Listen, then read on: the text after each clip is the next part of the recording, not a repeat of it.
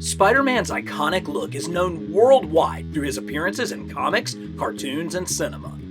But was the design stolen from a 1950s Halloween costume? It's a conspiracy involving some of the biggest names in comics.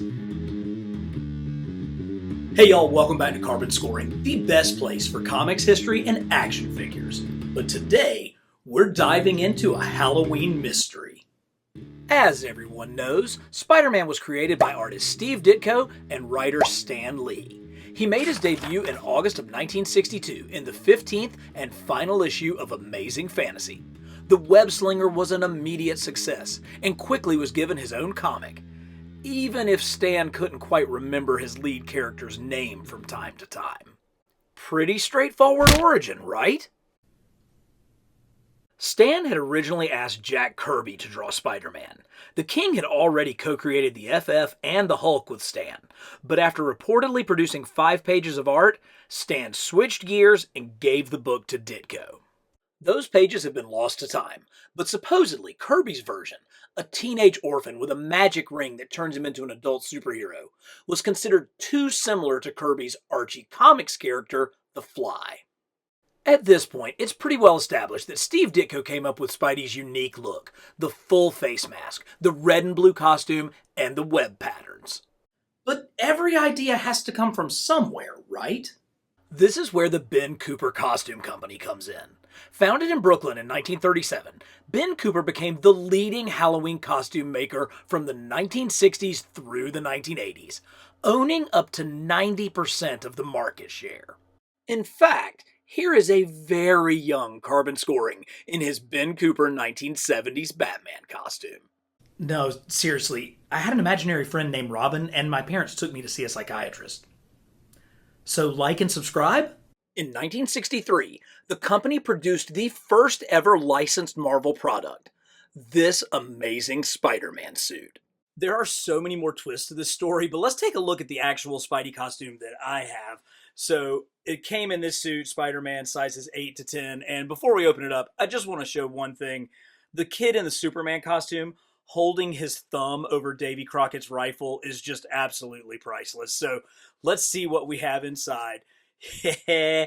Any child of the 70s or 80s is immediately going to know what this mask feels like on their face. And I gotta say, it's actually really well done. Like, the lines are grooved in. You can kind of see the groove in there, so they actually have like a texture to them. This is a super accurate look for the eyelet pieces. And of course, you have the, I'm sure, government-regulated mouth, but you guys know what that little rubber band feels like around your head. Now, when I bought this set off of eBay, I thought it was just like a regular Halloween costume, but it turns out this is one of Ben Cooper's more high-end play toys, one of their more play sets, because this actually has a little hood to put on the back of your head to cover up the back so that you get like the full mask effect with your Halloween mask on.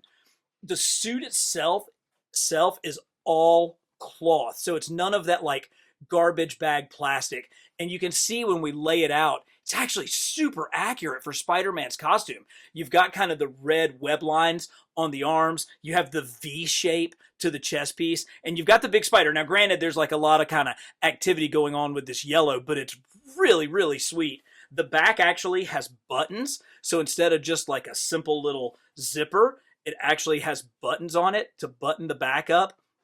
It comes with a belt, and it's fairly thick plastic, kind of that vinyl-y plastic with a little shiny gold buckle. But of course, you also get a full set of pants. And so they're like sweatpants basically, but they have the spider stuff down here on the stocking. So you have like the boot pattern as well. So this is an absolutely complete set. And I've got to say, Peter Connolly, your parents loved you very much. But this is where the plot thickens. As it turns out, this was not the first Spider-Man costume that Ben Cooper produced. All the way back in 1954, a full 8 years before Ditko first put pencil to paper, this circular appeared with a novelty costume that looks eerily familiar. Here's the original version of Cooper's Spider-Man costume, and while the full face mask is yellow, when you compare it to Marvel promo art from the time, it is awfully hard not to notice the familiar web pattern emanating from the center of the mask and those eyes with their dark black outline. Collector John Semino has been instrumental in piecing this mystery together. You can see him here with his daughter wearing the full costume. The web pattern extends across the entire suit and includes a pretty distinctive larger black spider on the chest. That design only lasted a couple of years. Then the mask was changed to this version, which had a singular large spider across the entire face. Here you can see the evolution from the two original Ben Cooper costumes to the first licensed Marvel costume, and finally to the original suit that Marvel used for Spidey's live appearances. It's pretty suspicious, right? But it gets worse. Just as those Halloween costumes were flooding the streets, a young artist moved back to New York City to begin working for Atlas Comics, named Steve Ditko. Could Ditko have been subconsciously influenced by the sight of Ben Cooper's Spider-Man suit? A suit created just 10 miles away at Cooper's Brooklyn headquarters. But there's yet another twist. Remember Jack Kirby? Later in life, he repeatedly asserted that he created Spider-Man, such as in this interview with the Comics Journal in 1990, stating, quote, "I created Spider-Man. I created the character. I created the costume." And while that has pretty well been debunked, get this. In 1953, Kirby's studio with partner Joe Simon did produce preliminary work on a silver spider character powered by a magic ring. Basically the same story that Kirby took to Archie as the Fly. On top of all of that, Kirby is rumored to have done freelance work for Ben Cooper in early 1954. So, could Jack Kirby's Spider-Man human fly concept from 1953 have found its way into Ben Cooper's costume portfolio in 1954 and then onto the streets of New York City in 1955, where a young artist who was known to walk daily from his apartment to his studio may have just happened to have seen it and been influenced years later to create the greatest superhero costume of all time? Sadly, Jack Kirby passed away before these connections could be made. Stan Lee had no recollection of any of this. But John Semino did send a letter to Steve Ditko asking about the possible connections between the Ben Cooper costume and Spidey's iconic tights. The response was the most Ditko thing ever.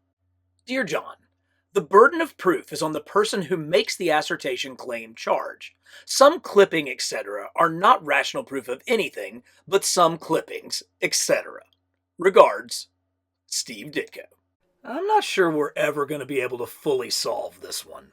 I guess it's just a Halloween mystery. Want to see a sweet custom Ben Cooper Spider-Man action figure? Check out this video by Pounds978. For more Spidey history, give this playlist a try. And as always, for the best in comics history and action figures, subscribe to Carbon Scoring.